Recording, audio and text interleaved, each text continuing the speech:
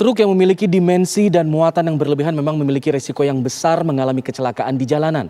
Mulai dari sulit bermanuver, meningkatnya titik buta, hingga kecelakaan parah mengintai jika sebuah kendaraan kelebihan muatan dan dimensi.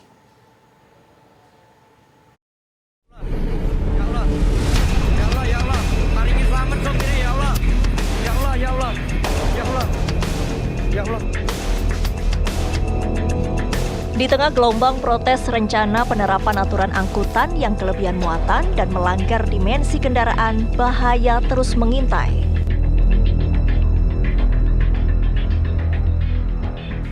Faktanya, truk dengan muatan yang melebihi kapasitas atau over dimensi overload seringkali menjadi pemicu terjadinya kecelakaan lalu lintas.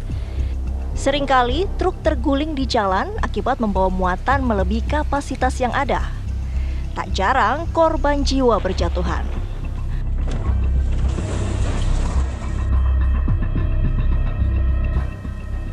Truk odol bisa mengakibatkan area buta atau blind spot sopir semakin besar sehingga bisa membahayakan bagi pengemudi dan pengendara lain.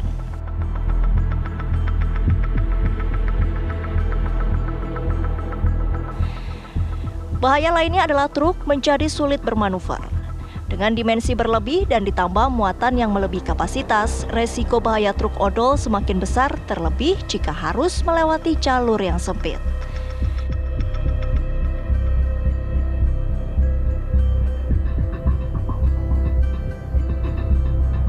Penambahan dimensi seperti panjang lebar atau tinggi bak truk membuat potensi ban depan terangkat makin besar. Kondisi semacam ini sangat membahayakan baik bagi pengemudi dan pengendara lain.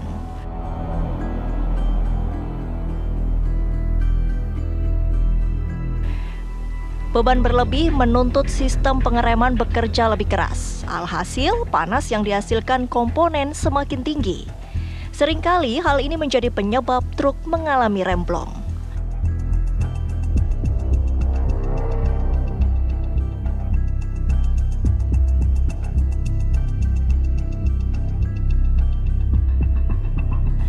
Muatan yang tinggi juga membuat truk menjadi lebih limbung saat bermanuver, terutama saat kecepatan tinggi. Terlebih saat melewati tikungan sehingga gaya sentrifugal truk odol menjadi lebih besar sehingga bisa terbalik.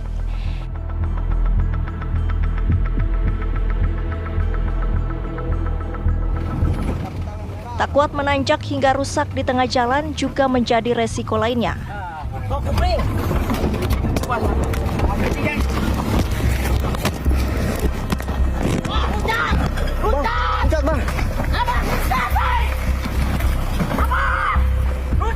Patah as roda hingga pecah ban dan velg retak berpotensi terjadi jika kendaraan memiliki muatan dan dimensi yang berlebihan.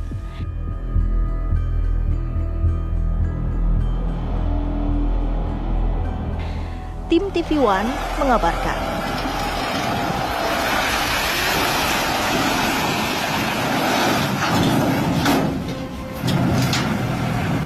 Ya, berikut adalah sanksi bagi kendaraan yang kelebihan muatan sebagaimana diatur dalam Undang-Undang Nomor 22 Tahun 2009 tentang lalu lintas dan angkutan jalan.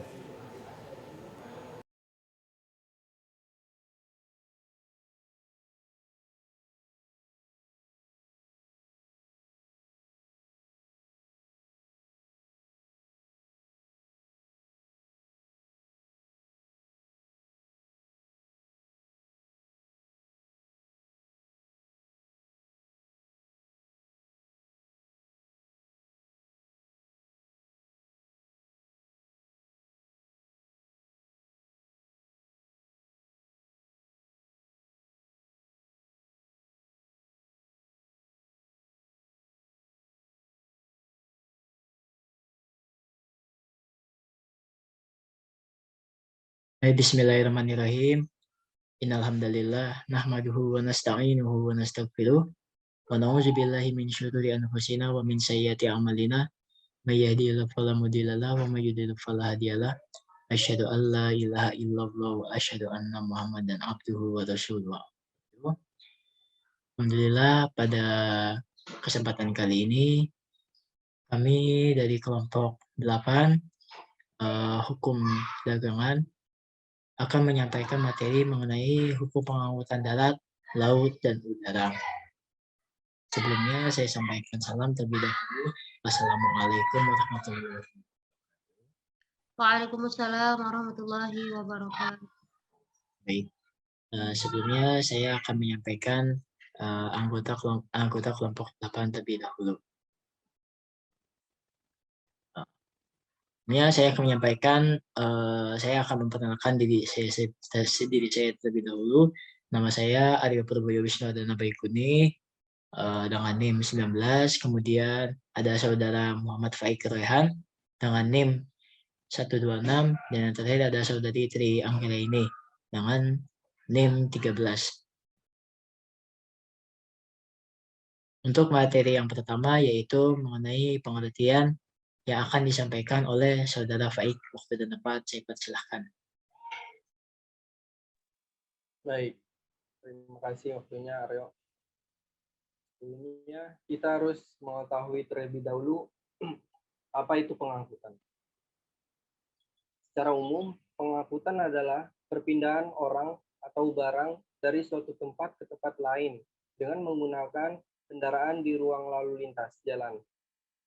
Pada zaman modern saat ini, pengangkutan mempunyai peranan yang penting dan strategis untuk mewujudkan keamanan, kesejahteraan, ketertiban, berlalu lintas, dan dalam rangka pembangunan ekonomi dan pengembangan ilmu pengetahuan dan teknologi.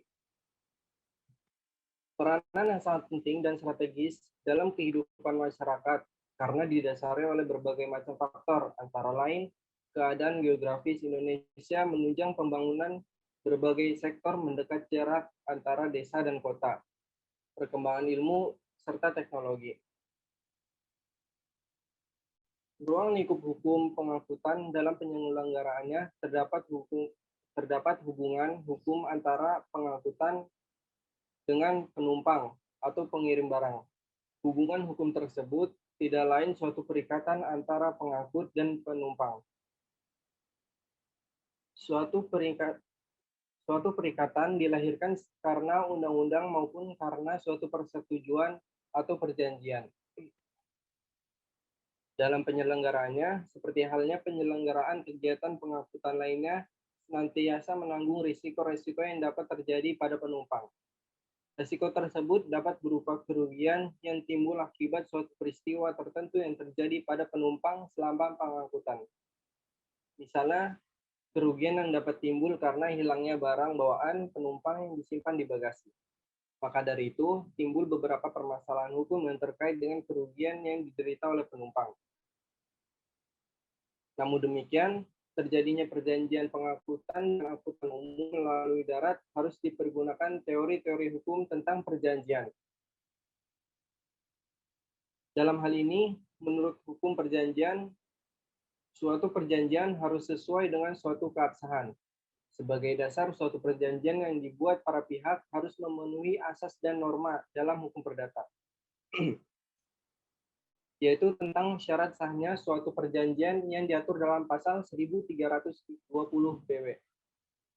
Dalam melaksanakan suatu pengangkutan, pengangkut pada prinsipnya bertanggung jawab terhadap penumpang ketika telah terjadi kata sepakat antara pengangkut dengan penumpang sampai pada tempat tujuan yang telah disepakati dengan selamat dan aman.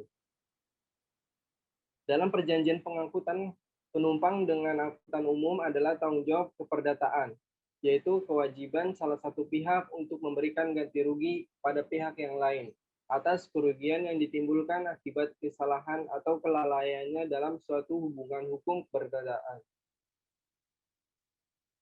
Mengenai batas tanggung jawab pengangkut dengan menggunakan angkutan umum melalui darat secara umum diatur dalam pasal 188 dan 192 Undang-Undang Nomor 22 Tahun 2009 tentang lalu lintas dan angkutan jalan. Tanggung jawab pengangkut terhadap penumpang pada prinsipnya secara garis besar dibagi menjadi dua, yaitu pengangkut dianggap selalu bertanggung jawab serta pengangkut dianggap tidak bertanggung jawab. Tanggung jawab tersebut terbatas mulai sejak penumpang diangkut serta berakhir di tempat tujuan yang disepakati. Pengangkut tidak bertanggung jawab atas barang bawaan penumpang kecuali dapat bukti adanya kesalahan, kelalaian, atau wan prestasi yang dilakukan oleh pengangkut. Tanggung jawab tersebut dapat diperluas meliputi pada kerugian yang oleh penumpang yang diakibatkan oleh kesalahan atau kelalaian anak buahnya. Selanjutnya, siapa saja yang dapat menjadi subjek hukum pengangkutan? Subjek hukum pengangkutan antara lain ialah pihak yang secara langsung terikat dalam perjanjian, yaitu mereka yang secara langsung terikat memenuhi kewajiban dan memperoleh hak dalam perjanjian pengangkutan. Ya, mereka itu seperti pengangkut, penumpang, pengirim barang, dan ada kalanya penerima dimasukkan. Itu materi selanjutnya, pengangkutan darat. Apa itu pengangkutan darat?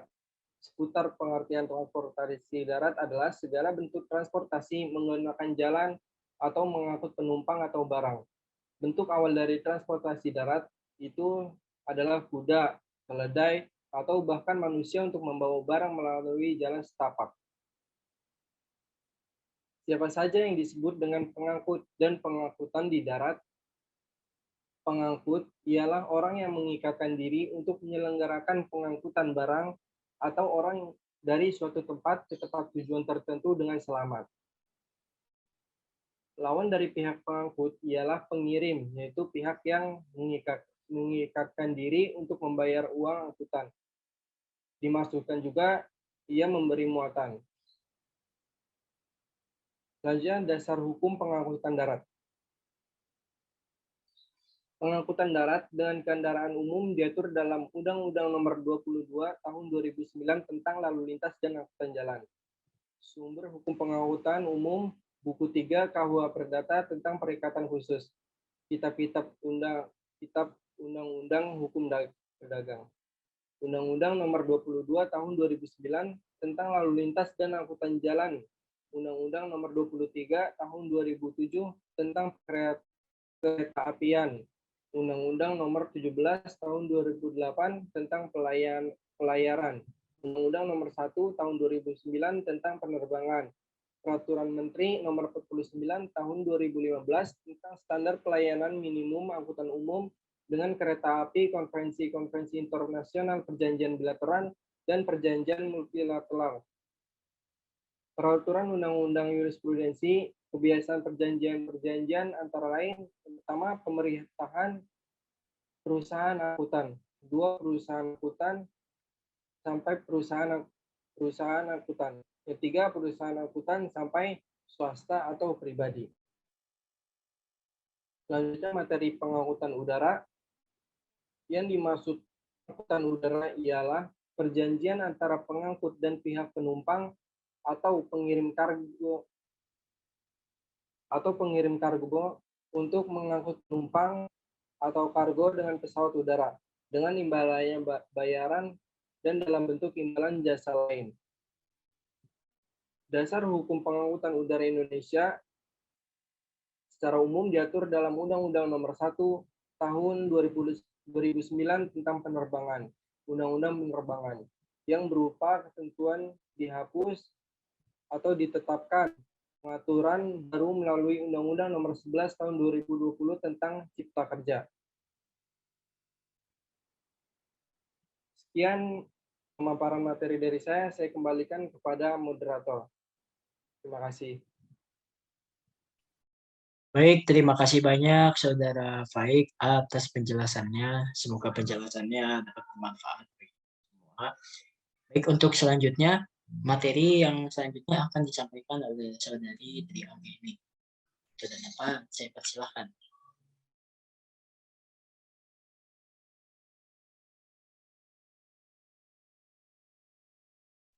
Pengangkutan laut. Apakah yang dimaksud dengan pengertian pengangkutan laut? Yaitu suatu usaha pelayaran niaga yang bergerak dalam bidang penyediaan jasa angkutan muatan laut di mana kegiatan usahanya sangat luas, yaitu bidangnya memegang peranan penting dalam memajukan perdagangan di luar maupun di dalam negeri. Barang produksi tersebut yaitu barang yang dibawa ke luar negeri dan untuk mempermudah kelancaran konsumen. Pengertian perdagangan pengangkutan laut dapat dianggap sebagai suatu kegiatan dari kesibukan yang bertujuan mempertinggi arti dan kegunaan suatu barang. Dalam peraturan pemerintah nomor 22 tahun 2011 tentang angkutan perairan mendefinisikan pengertian angkatan laut adalah angkatan yang menggunakan kapal untuk mengangkut penumpang, barang atau hewan untuk suatu perjalanan. Apakah dasar hukum untuk pengangkutan laut? Dasar hukum pengangkutan laut ialah diatur di dalam Undang-Undang Nomor 17 Tahun 2008 tentang pelayaran atau Undang-Undang Pelayaran dan Peraturan Pemerintah Nomor 20 Tahun 2010 tentang angkutan di perairan dan perubahannya.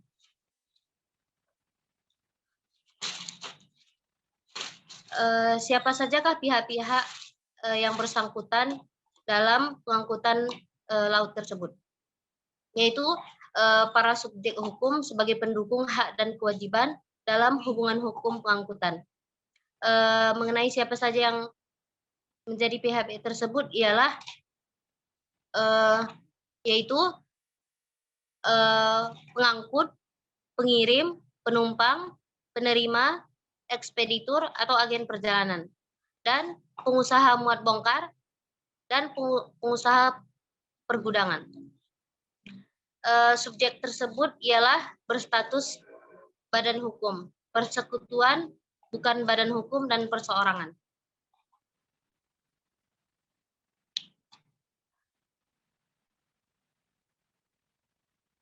Hubungan hukum para pihak. Perjanjian antara pengangkutan pada umumnya dalam hubungan hukum antara pengangkut dengan pemakai ialah jasa pengangkutan berkedudukan sama tinggi, tidak ada tumpang tindih, melainkan bersifat sederajat.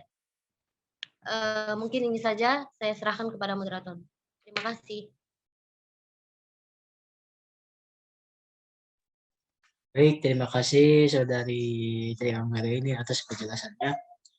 Semoga penjelasannya dapat bermanfaat bagi kita semua. Baik, untuk materi yang selanjutnya yaitu mengenai asas-asas dalam hukum pengangkutan. Untuk materi yang selanjutnya akan saya jelaskan sendiri.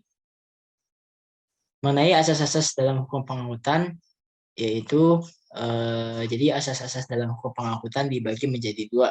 Yang pertama, asas yang bersifat perdata dan yang bersifat publik.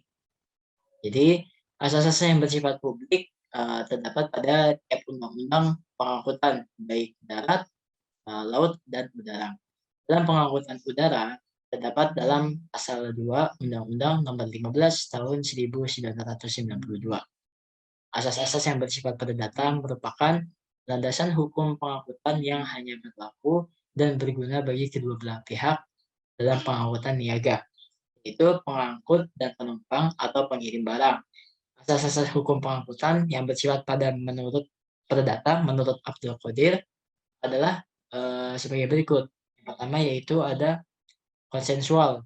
Jadi konsensual ini pengangkutan tidak diharuskan dalam bentuk tertulis dan sudah cukup dengan kesepakatan pihak-pihak.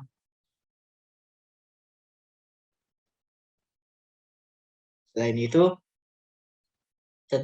untuk menyatakan bahwa perjanjian itu sudah terjadi atau sudah ada, harus dibuktikan atau didukung dengan dokumen angkutan.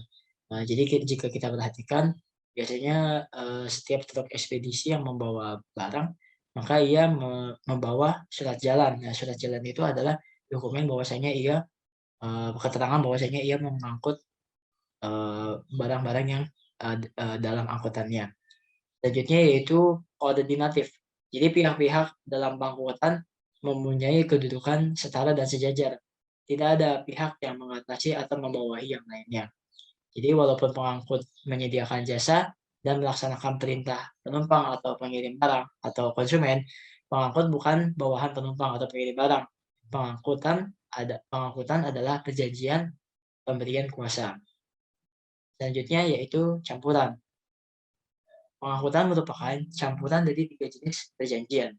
Jadi 3 jenis pemberian, tiga jenis perjanjian ini diantaranya yang pertama yaitu pemberian kuasa, penyimpanan barang, dan melakukan pekerjaan dari pengirim kepada pengangkut. Ketentuan ketiga jenis perjanjian ini berlaku pada pengangkutan, kecuali jika ditentukan lain dalam perjanjian pengangkutan. Selanjutnya yaitu ada retensi. Apa yang dimaksud dengan retensi? Jadi retensi adalah jumlah termin atau progress billing yang belum dibayarkan atau ditahan hingga pemenuhan kondisi yang ditentukan dalam kontrak untuk pembayaran jumlah tersebut.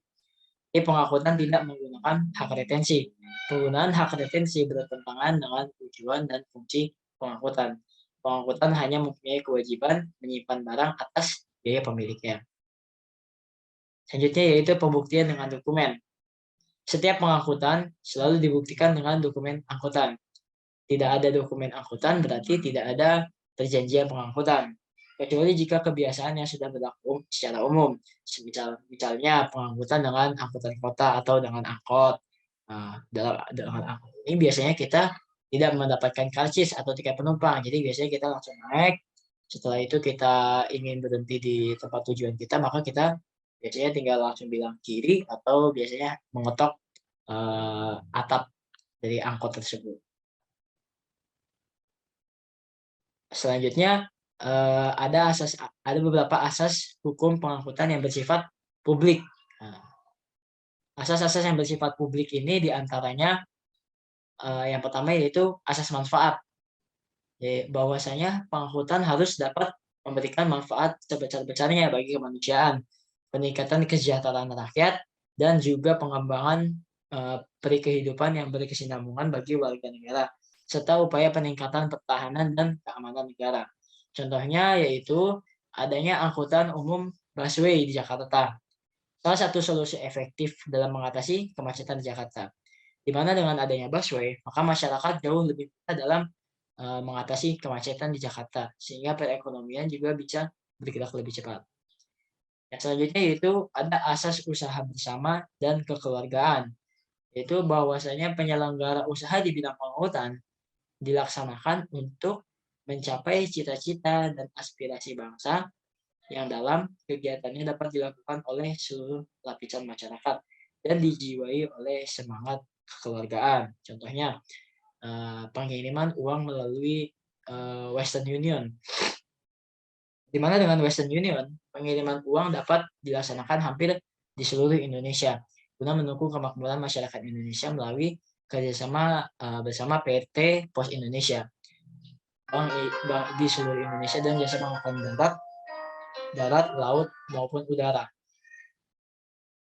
Yang selanjutnya yaitu asas adil dan merata, yaitu bahwa penyelenggara pengangkutan harus dapat memberikan pelayanan yang adil dan merata kepada segenap lapisan masyarakat dengan biaya yang terjangkau oleh masyarakat.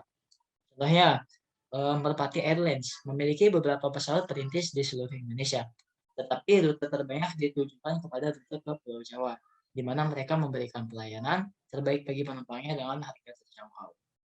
Selanjutnya yaitu ada asas keseimbangan, yaitu bahwa pengangkutan harus diselenggarakan sedemikian rupa sehingga terdapat keseimbangan yang serasi antara sarana dan prasarana, antara kepentingan pengguna dan penyedia jasa, antara kepentingan individu dan masyarakat, serta antara kepentingan nasional dan internasional.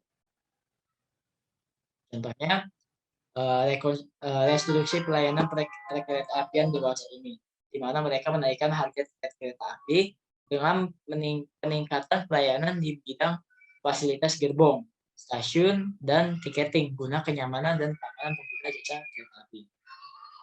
Selanjutnya yaitu ada asas kepentingan umum, yaitu bahwa penyelenggara pengangkutan harus mengutamakan kepentingan pelayanan umum bagi masyarakat luas.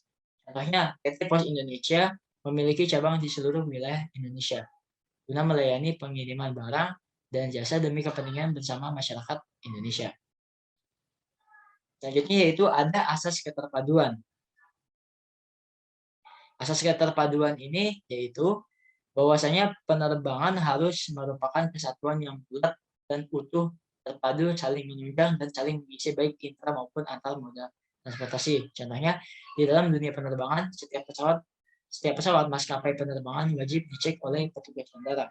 Pilot harus berkomunikasi dengan pihak terminal bandara dan pihak terminal menentukan jalur penerbangan, di mana dari setiap elemen dalam penerbangan harus selaras dan berkesinambungan guna meminimalisirkan setiap risiko sekecil mungkin. Selanjutnya, ada asas kesadaran hukum, yaitu bahwa mewajibkan kepada pemerintah untuk menegakkan dan menjamin kepastian hukum, serta mewajibkan kepada setiap warga negara Indonesia untuk selalu sadar dan taat kepada hukum dalam penyelenggaraan pengangkutan.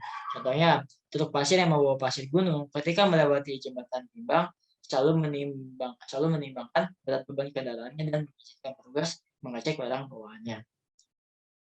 Selanjutnya ada asas percaya pada diri sendiri, yaitu bahwa pengangkutan harus berlandaskan pada kepercayaan dan akan kemampuan dan kekuatan sendiri, serta bersindikan kepada kepribadian bangsa. Contohnya, yaitu Prima Taksi merupakan badan usaha yang diizinkan memonopoli jalur taksi di Bandara Juanda, di mana badan usaha tersebut berbentuk koperasi Prima Kopal. Selanjutnya, yang terakhir yaitu ada asas keselamatan penumpang, yaitu bahwa setiap penyelenggara pengangkutan penumpang harus disertai dengan asuransi kecelakaan. Contohnya, maskapai Lion Air mengasuransikan penumpangnya kepada PT Sinarmas sebagai perusahaan asuransi, di mana dengan tujuan menjamin keselamatan penumpang penerbangan udara yang memakai maskapai Lion Air.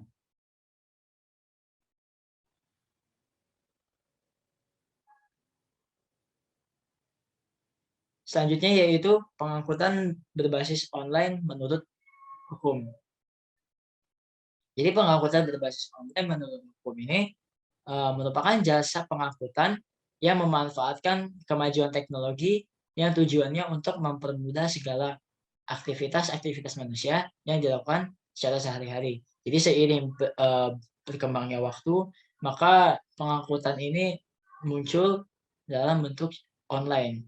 Karena kita sudah berada di era globalisasi dan tentunya setiap dari kita sudah mempunyai smartphone. Maka dari itu untuk memudahkan sistem pengangkutan dan logistik, maka muncullah pengangkutan berbasis online. Nah, pengaturan pengangkutan berbasis online diakui secara resmi sebagai moda pengangkutan umum yang diatur oleh undang-undang. Berbagai syarat dan ketentuan yang diberlakukan pada angkutan umum belum sepenuhnya dijalankan. Sepeda motor pada dasarnya tidak termasuk ke dalam jenis angkutan umum.